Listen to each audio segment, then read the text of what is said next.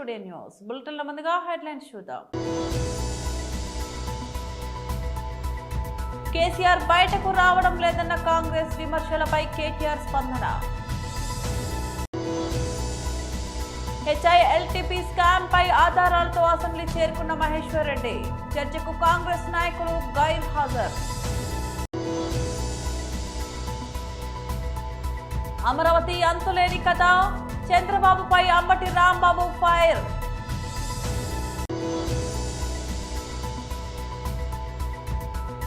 Novotel book of records లో అల్లు అర్జున్ కూతురు అర్హ. మాజీ ముఖ్యమంత్రి తమ పార్టీ అధినేత కేసీఆర్ ఫామ్ హౌస్ నుంచి బయటకు రావడం లేదని కాంగ్రెస్ నాయకులు చేసిన విమర్శలపై బీఆర్ఎస్ వర్కింగ్ ప్రెసిడెంట్ కేటీఆర్ స్పందించారు. కేసీఆర్ ఏడాదిన్నరగా బయటకు రావడం లేదని అంటున్నారని, గోడకు వేలాడదీసిన తుపాకీ కూడా సైలెంట్ గానే ఉంటుందని గుర్తుంచుకోవాలని అన్నారు. నాయకుడు ఎప్పటికైనా నాయకుడేనని కేటీఆర్ వ్యాఖ్యానించారు. పార్టీ మారిన 10 మంది ఎమ్మెల్యేలు రాజీనామా చేసి వస్తే అప్పుడు అసలు విషయం తెలుస్తుందని అన్నారు. తెలంగాణ తల్లిని అవమానించే ప్రయత్నం కాంగ్రెస్ చేస్తుందని ధ్వజమెత్తారు. తెలంగాణ తల్లిని తీసి కాంగ్రెస్ తల్లిని పెట్టారని ఆగ్రహం వ్యక్తం చేశారు. అదే చోట తిరిగి తెలంగాణ తల్లిని పెట్టే బాధ్యత తమదే అన్నారు. సకల జనుల సమ్మె, ఒక వంట వార్పు, ఆధునిక ప్రపంచం ఎన్నడూ చూడని అపురూపమైన పోరాటాలు ఎన్నో కేసీఆర్ గారు మనకు పరిచయం చేశారు. అట్లాగే ఒక్క పిలుపునిస్తే గడ్డిపోచల లెక్క పరేషిను మన టీఆర్ఎస్ ఎమ్మెల్యేలు ఎన్నో సందర్భాలలో ఎంపీలు రాజీనామా చేశారు. ఇలా మన పార్టీలోకి వెళ్ళి గెలిచిన వాళ్ళు ఒక 10 మంది అవతలు ఉన్నారు. ఏ పార్టీలు ఉన్నారో చెప్పుర్రా అంటే వాడు చెప్పే ధైర్యం కూడా లేదు. వాళ్ళు కూడా మాట్లాడుతారు. 7 అంటే 7 ఉండాలని గాడినే ఉన్నామంటారు. వీళ్ళు కూడా నాయకులు, వీళ్ళకి మనం భయపడాలి. దమ్ముంటే రాజీనామా చేసి రా. 10 మందిని తీసుకున్నాడు కాదు, దాచిపెట్టుడు కాదు, స్పీకర్ అర్రలా దాచిపెట్టుకుడు కాదు, రాజీనామా చేసి ప్రజాక్షేత్రంలోకి రా. ఎవలేందో నీళ్ళేందో పాలేందో తేలిపోతాయి. తెలంగాణ ప్రజలు తీర్పు చెప్తారనే మాట ఇవాళ నేను దీక్షా దివస్ సందర్భంగా రేవంత్ రెడ్డిని సవాల్ చేస్తా ఉన్నా.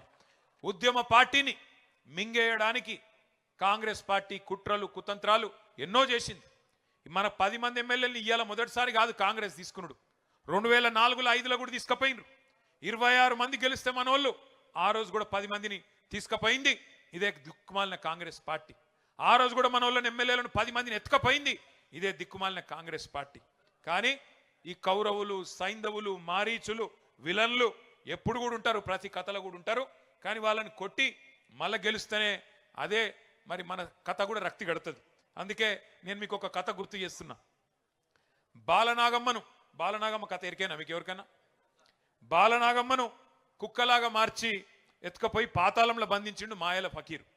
కానీ మాయల ఫకీర్ ప్రాణం ఎక్కడున్నది? 7 సముద్రాల అవతల మర్రి చెట్టు తొర్రలో ఉన్న చిలుకలో ఉన్నది. బాలనాగమ్మ బంధనాలు తెంచాలంటే నీకు ఆ రహస్యం తెలవాలి. అట్లాగే 7 సముద్రాలు దాటి ఆ చిలుకను పట్టుకొని దాని గొంతు బిసికే సాహసం కూడా కావాలి. బాలనాగమ్మ కథలో ఆ సాహసం చేసి తల్లిని కాపాడుకున్నాడు కొడుకు బాలవర్ది రాజు. మన కథలో తెలంగాణ తల్లి సంఖ్యలను తెంచిన తనయుడు ఎవరు?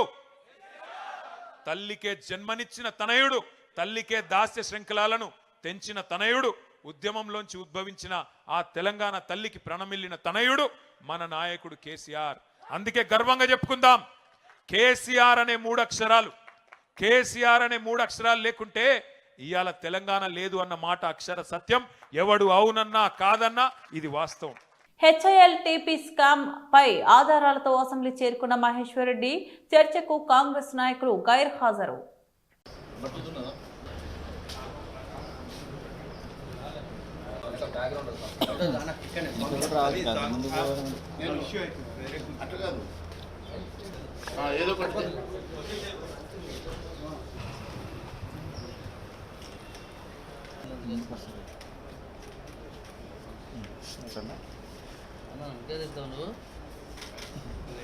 అన్న ఇప్పుడు ఉత్తమ్ కుమార్ రెడ్డి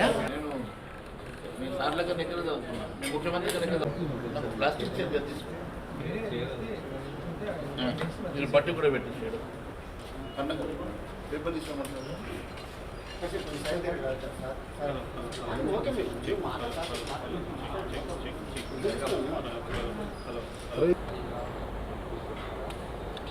ఈరోజు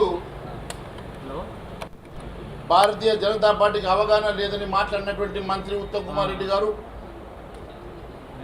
రాష్ట్ర ప్రయోజనాల కోసమే ఈ పని చేస్తున్నామని చెప్పినటువంటి బట్టి విక్రమార్క గారు సబ్ కమిటీ ద్వారానే జీవో ఇచ్చామని చెప్పినటువంటి మంత్రులకి నిన్న భారతీయ జనతా పార్టీకి అవగాహన లేదని చెప్పినటువంటి మంత్రి ఉత్తమ్ కుమార్ రెడ్డి గారికి నేను ఛాలెంజ్ చేసి ఈరోజు ఉదయం 11 గంటల నుంచి ఇప్పుడు 1 గంట దాటినా ఇప్పటి వరకు ఉత్తమ్ కుమార్ రెడ్డి గారు రాలేదు. కనీసం వస్తాన సమాచారం ఇవ్వలేదు. బట్టి విక్రమార్క గారు రాలేదు, వారి సబ్ కమిటీ రాలేదు. ఈరోజు అసలు సబ్ కమిటీ వేయకుండా సబ్ కమిటీ వేసినట్టు సబ్ కమిటీలో మేము కూడా భాగస్వామ్యం చెప్పుకునేటువంటి మంత్రులారా, మీరు అబద్ధాన్ని కూడా గట్టిగా చెప్పే ప్రయత్నం చేస్తూ ఉన్నారు. నిజంగా సబ్ కమిటీలో వేసుంటే ఎప్పుడు వేశారు? ఎన్నిసార్లు సబ్ కమిటీ కూర్చున్నది?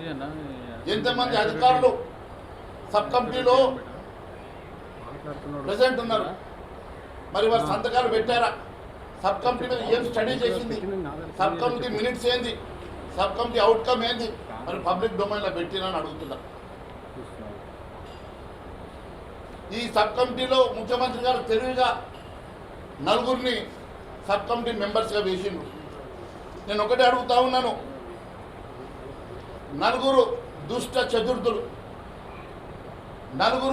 చతుర్థులు ఒకరట బట్టి విక్రమార్క గారు, ఒకరు ఉత్తమ్ కుమార్ రెడ్డి గారు, ఒకరు శ్రీధర్ బాబు గారు, ఇంకొకరు జూపల్లి కృష్ణారావు గారు. దుష్ట చతుర్థులు అంటే ఒక దుర్యోధనుడు, ఒక దుశ్శాసనుడు, ఒక కర్ణుడు, ఒక శకుని. ఈ 4 దుష్ట చతుర్థులని సబ్ కమిటీ పేరు మీద రేవంత్ రెడ్డి సబ్ కమిటీ వేసినట్టు ఏకపోయినా వేసినట్టు చెప్తూ వారే ఆంధ్రప్రదేశ్ రాజధాని అమరావతి విస్తరణ కోసం ప్రభుత్వం మరోసారి భూసేకరణకు సిద్ధమవుతున్న నేపథ్యంలో వైసీపీ నేత మాజీ మంత్రి అంబటి రాంబాబు తీవ్ర విమర్శలు చేశారు. అమరావతి కథ ఒక అంతులేని కథలా మారిందని ఆయన ఎద్దేవా చేశారు. చంద్రబాబు నాయుడు అధికారంలోకి వచ్చిన వెంటనే అమరావతిలో భూముల ధరలు పడిపోయాయని వ్యాఖ్యానించారు. ఇవే పనులకు 2,270 కోట్లు టెండర్లు పిలిచి అప్పగించారు. ఇవే పనుల కోసం 2,270 కోట్లు టెండర్లు పిలిచి అప్పగించారు. ఆ డబ్బులో కొంత ఖర్చు అయింది. అదే ఇందాక నేను చెప్పిన పునాదులు గినాలు కట్టారు. అవి కూడా ఇవాళ వాటిని రేట్లు పెంచి ఆ రేట్లు పెంచేసేటువంటి కార్యక్రమంలో ఇవాళ చంద్రబాబు నాయుడు గారు ఉన్నారు. కేవలం రాజధానిని ఏదో ఒక విధంగా పూర్తి చేయకోకుండా అది ఒక సీరియల్ కథలాగా నడిపి దానిలో డబ్బులు కాజేయాలనేటువంటి ఉద్దేశంతోనే ఇవాళ చంద్రబాబు నాయుడు గారు ప్రయత్నం చేయడం చాలా దురదృష్టకరంగా నేను భావిస్తున్నాను. ఇకపోతే తాత్కాలికమైన కార్యక్రమాలు మీరు చూశారు కదా, అమరావతిలో ఉన్నాయని తాత్కాలికం. ఇప్పుడు దాకా ఏది పర్మనెంట్ లేదు, అన్ని తాత్కాలికమే. అసెంబ్లీ తాత్కాలికం, హైకోర్టు తాత్కాలికం, శాసనసభ తాత్కాలికం. ఈ తాత్కాలికం పేరున చంద్రబాబు నాయుడు గారు ఎన్ని కోట్లు ఖర్చు పెట్టాడో మీరు ఒకసారి తెలుసుకోవాల్సినటువంటి అవసరం ఉందని కూడా ఈ సందర్భంగా మనవి చేస్తున్నా. మీరు చూశారు, కేవలం గవర్నమెంట్ కాంప్లెక్స్ అంటే అసెంబ్లీ, సెక్రటేరియట్ కలిపి చంద్రబాబు నాయుడు గారు 6 లక్షల ఎస్ఎఫ్టీలు కట్టాడు. 4 బిల్డింగ్లు 5 బిల్డింగ్లు 6 లక్షల ఎస్ఎఫ్టీలు. ఒక్కొక్క ఎస్ఎఫ్టీకి ఎంత ఖర్చు పెట్టారో తెలుసా? 11,000 రూపాయలు. ఒక్కొక్క ఎస్ఎఫ్టీకి 11,000 రూపాయలు ఖర్చు పెట్టినటువంటి పరిస్థితులు ఎక్కడైనా ఉన్నాయా రాష్ట్రంలో? చెప్పండి, నాకు అర్థం కావట్లేదు. ఈ స్క్వేర్ ఫీట్ కి 11,000 కోట్ల రూపాయలు ఖర్చు పెట్టి కాంట్రాక్టులకు ఇచ్చారు. ఇంత దారుణం అండి. ఎలా ఉన్నాయి బిల్డింగ్లు చూశారు కదా. ఖర్చు పెట్టి ఇవాళ ఇచ్చి మామూలుగా సుమారుగా దానికి 680 కోట్ల రూపాయలు, సుమారుగా 700 కోట్ల రూపాయలు ఆ బిల్డింగ్ల కోసం ఇవాళ ఖర్చు పెట్టారు. ఇవన్నీ ఏంటి? చాలా తాత్కాలికమైనవి. ఇవన్నీ ఇప్పుడు పనికొస్తాయా? పనికిరావు. ఇప్పుడు ఏం చేస్తున్నారు? కొత్తగా మళ్ళా తీసుకొచ్చి 1,6,000 కోట్లతో మళ్ళా కొత్తగా అసెంబ్లీ, సెక్రటేరియట్, అదేవిధంగా హైకోర్టు నిర్మాణం జరగాలి అనేటువంటి పద్ధతులు వెళ్ళారు. మరి ఈ కోట్లను ఏం చేయండి? 700 కోట్లు పెట్టి మీరు ఖర్చు పెట్టినటువంటి తాత్కాలికమైన వాటికి ఏం చెప్పాలి? నాకు అర్థం కాలేదు. అసలు ఒక మాటలోకి వెళ్తే మీరు చూడండి, భారతదేశ పార్లమెంట్కి ఎంత ఖర్చు పెట్టారండి? అత్యున్నతమైనది. ఇప్పుడేమో 500 చెరువు ఉన్నారు, రేపు 800 చిల్లర దాకా అయ్యేదానికి 970 కోట్ల రూపాయలు ఖర్చు పెట్టారు. మరి ఇక్కడేమో చంద్రబాబు నాయుడు గారు చూడండి ఎంత ఖర్చు పెట్టారు. తాత్కాలికంగా 700 కోట్ల రూపాయలు ఖర్చు పెట్టాడు. గమనించాలి, మనం చేస్తున్నా. పర్మనెంట్ గా ఒక పార్లమెంటు అత్యున్నతమైనటువంటి వ్యవస్థ అయినటువంటి భారతదేశంలో పార్లమెంట్కి కేవలం 970 కోట్లు ఖర్చు పెడితే మన చంద్రబాబు నాయుడు గారు ఈ సెక్రటేరియట్కి దీనికి తాత్కాలికానికే 700 కోట్ల రూపాయలు ఖర్చు పెట్టి దానిలో కమిషన్లు కొట్టేసినటువంటి సందర్భాన్ని కూడా ఇక్కడ గుర్తు చేస్తున్నా. అంతేకాదు తెలంగాణ మన పక్క రాష్ట్రం, తెలంగాణలో కూడా సెక్రటేరియట్ కట్టారు కదా, ఎంతైందో తెలుసా? 558 కోట్లు. మన తాత్కాలికం అంత అయింది. అది కూడా ఒక మాటలో చెప్పాలంటే బ్రహ్మాండం కట్టుకున్నారు వాళ్ళు. ఐకాన్ స్టార్ అల్లు అర్జున్ గారాల పట్టి అల్లు అర్హా చిన్న వయసులోనే అరుదైన ఘనతను సొంతం చేసుకుంది. యంగెస్ట్ చెస్ ట్రైనర్ గా అసాధారణ ప్రతిభ కనబరిచి నోబెల్ బుక్ ఆఫ్ రికార్డ్స్ లో స్థానం సంపాదించుకుంది. ఈ వార్త ప్రస్తుతం సోషల్ మీడియాలో వైరల్ గా మారింది. వివరాల్లోకి వెళ్తే అల్లు అర్హా 30 చెస్ పజిల్స్ ను పరిష్కరించడంలో ఏకంగా 50 మంది విద్యార్థులకు విజయవంతంగా శిక్షణ ఇచ్చింది. ఇంత చిన్న వయసులో ఆమె ప్రదర్శించిన ఈ నైపుణ్యానికి గుర్తింపుగా ఈ రికార్డ్ దక్కింది. అల్లు అర్జున్ తరచూ పంచుకునే క్యూట్ వీడియోలతో అర్హా ఇప్పటికే తెలుగు రాష్ట్రాల్లో సుపరిచితురాలైంది. గతంలో శాకుంతలం సినిమాలో బాలనటిగా అరంగేట్రం చేసి తన నటనతో స్పష్టమైన తెలుగు ఉచ్చారణలో ప్రేక్షకులను విమర్శకులను ఆకట్టుకుంది. ఇప్పుడు చదువుతో పాటు చదరంగంలోనూ అద్భుత ప్రతిభ కనబరుస్తుండటంతో ఆమెపై ప్రశంసల వర్షం కురుస్తోంది. తండ్రికి తగ్గ కూతురని అల్లు అర్జున్ స్ఫూర్తిని అర్హా కొనసాగిస్తుందని నెటిజన్లు కామెంట్లు పెడుతున్నారు. గోదావరి కని పట్టణంలోని దీక్షా దివస్ వేడుకలను ఘనంగా నిర్వహించారు. తెలంగాణ రాష్ట్ర సాధన కోసం కేసీఆర్ చేపట్టిన ఆమరణ నిరాహార దీక్షను పురస్కరించుకొని చేపట్టిన దీక్షా దివస్ ను ఘనంగా నిర్వహించారు. రామగుండంలోని తెలంగాణ అమరవీరుల స్తూపానికి బీఆర్ఎస్ శ్రేణులు నివాళులర్పించారు.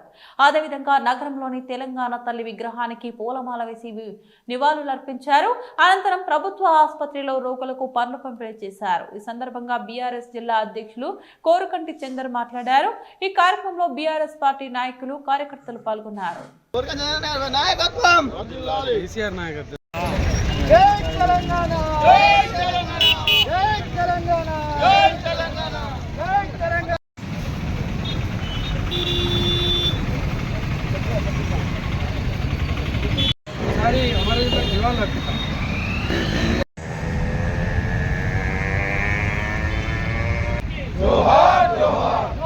తెలంగాణ మన వీరులకు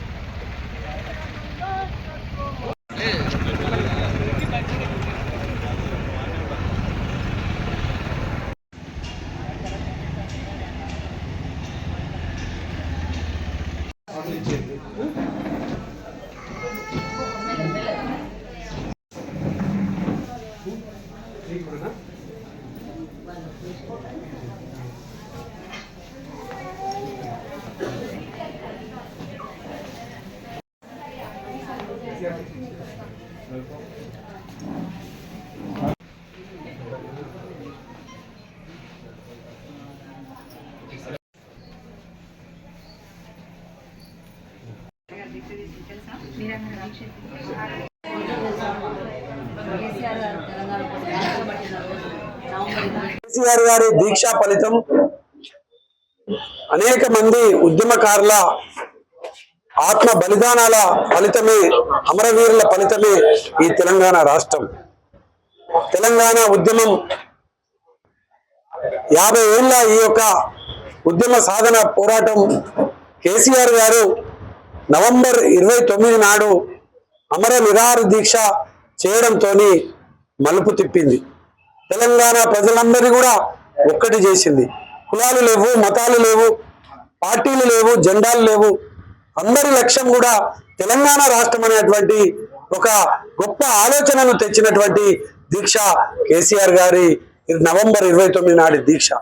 ఈ దీక్ష ఫలితమే ఆనాడు కేసీఆర్ గారు అమరని తెలంగాణ వచ్చుడా కేసీఆర్ చచ్చుడా అనేటువంటి దీక్ష పూనుకున్నటువంటి ఆ సందర్భంలోనే ప్రతి ఒక్క గడపక కదిలినటువంటి సందర్భంలో కాంగ్రెస్ కు సంబంధించినటువంటి నాయకత్వం అంతా కూడా ఇలా తెలంగాణ రాష్ట్రంలో మనకు నూకలు చెల్లినవి తెలంగాణ రాష్ట్రం ఇవ్వకపోతే మనకు ఇలా ఆ భారతదేశంలో ఎక్కడ కూడా మమ్మల్ని చూసేటువంటి పరిస్థితి ఉండదని చెప్పేసి ఇలా గడగడలాడించి ఈ యొక్క తెలంగాణ రాష్ట్రాన్ని కేంద్రాన్ని మెడలు వంచి తెలంగాణ రాష్ట్రాన్ని తెచ్చినటువంటి దీక్ష ఈ యొక్క నవంబర్ 29 కేసీఆర్ గారి దీక్ష, అమర నిరాహార దీక్ష. అందుకే దీక్షా దివాస్ను ఈరోజు తెలంగాణ రాష్ట్రంలో ఉన్నటువంటి మూలన వాడవాడన ప్రతి గ్రామాన ప్రతి ఒక్కరు కూడా ఘనంగా నిర్వహిస్తున్నటువంటి ఈ యొక్క సందర్భంలో ప్రతి ఒక్కరు కూడా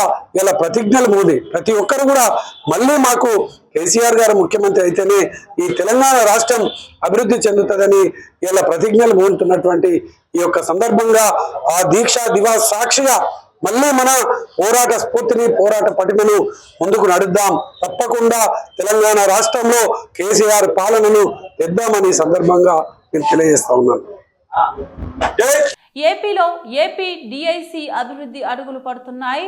చంద్రబాబు లోకేష్ పరిశ్రమల కల్పనకు పెద్దపీట వేశారు. P4 విధానంలో అభివృద్ధి చేయాలని ప్రభుత్వం నిర్ణయించింది. పరిశ్రమలకు ఇండస్ట్రియల్ పార్కులకు పెద్దపీట వేయాలని నిర్ణయం. ఏపీ ఐడిసి నుండి లోన్లు ఇవ్వాలని నిర్మించాం. 16 లక్షల కోట్లతో వైజాగ్ లో MOU చేసుకోవటం జరిగింది. ఏపీ ఐడిసికి మంచి రోజులు వచ్చాయి. 2 నెలల్లో పూర్తి స్థాయిలో ప్రభుత్వం నిర్ణయం మేరకు అభివృద్ధితో ముందుకు పెండింగ్ బకాయిలపై నోటీసులు ఇచ్చి రికవరీలు చేస్తున్నాం. అందరూ కూడా ధన్యవాదాలు.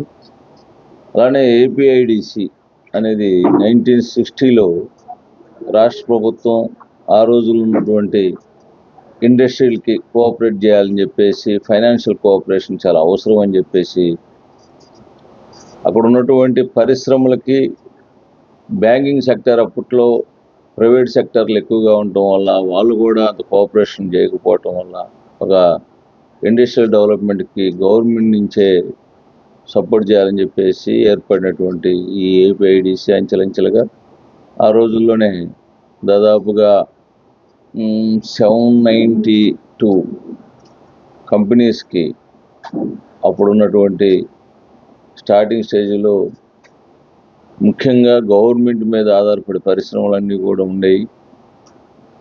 అప్పుడు ఉన్నటువంటి అవసరం బట్టి దాదాపుగా 344 crores అంటే ఇప్పుడు దాదాపుగా 1000 crores వేసుకోవచ్చు.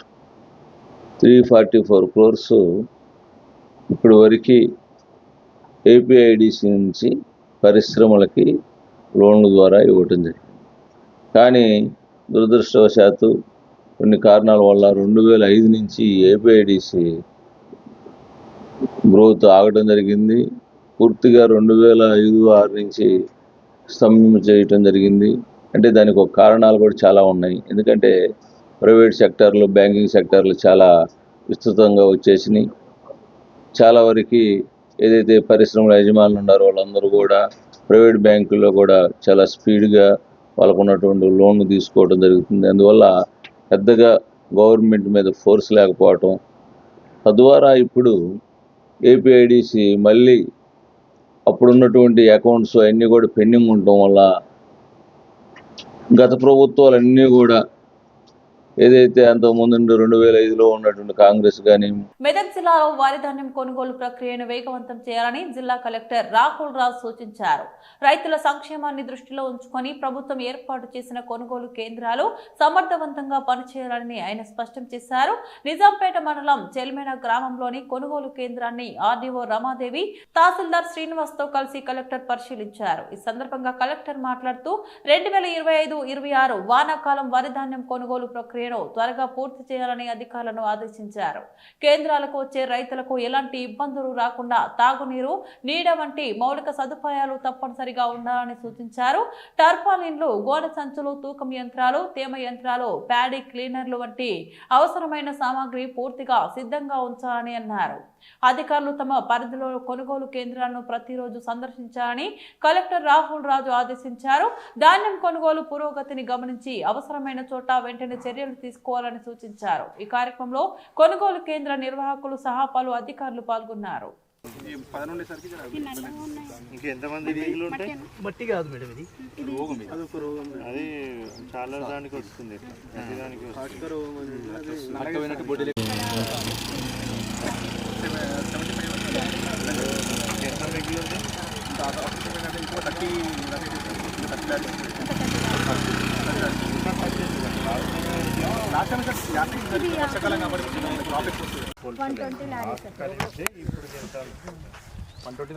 అప్పుడు 120 లారీస్ ఎంత పోయేటుంది?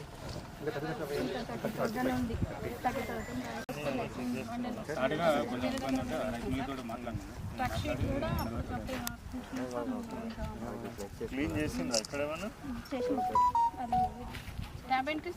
బులెటిన్ ముగించే ముందు మరోసారి హెడ్లైన్స్ చూద్దాం.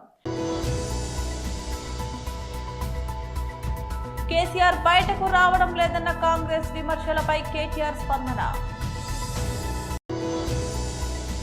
హెచ్ఐఎల్టీపీ స్కామ్ పై ఆధారాలతో అసెంబ్లీ చేరుకున్న మహేశ్వర్ రెడ్డి. చర్చకు కాంగ్రెస్ నాయకులు గైర్ హాజరు. అమరావతి అంతులేని కథ, చంద్రబాబుపై అంబటి రాంబాబు ఫైర్.